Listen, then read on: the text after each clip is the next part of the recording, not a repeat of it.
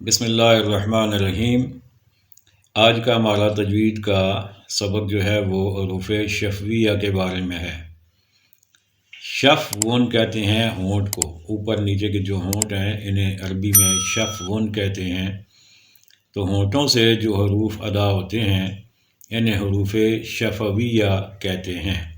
یہ 4 حروف ہیں: با، میم، واو اور فا۔ میم جو ہے یہ ہونٹوں کے خشک حصے سے ادا ہوتا ہے۔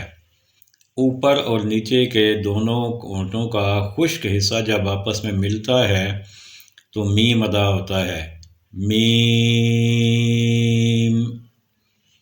اور جب اوپر اور نیچے کے دونوں ہونٹوں کا تر حصہ آپس میں ملتا ہے تو با ادا ہوتا ہے، با۔ اس کے بعد واو۔ واو دونوں ہونٹوں اوپر اور نیچے کے ہونٹ جب گولائی اختیار کریں تو واو ادا ہوتا ہے، یعنی دونوں ہونٹوں کو گول کریں گے تو واو ادا ہوگا، واو، او، وا، وازبر وا، او، اس طرح واو ادا ہوتا ہے۔ اور چوتھا حرف ہے فا۔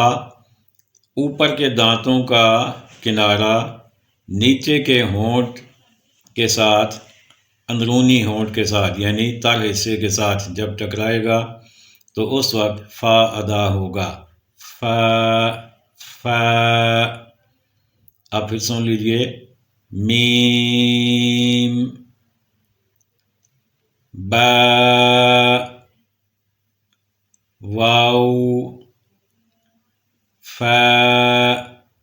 ان 4 حروف کو حروف شفویہ کہتے ہیں۔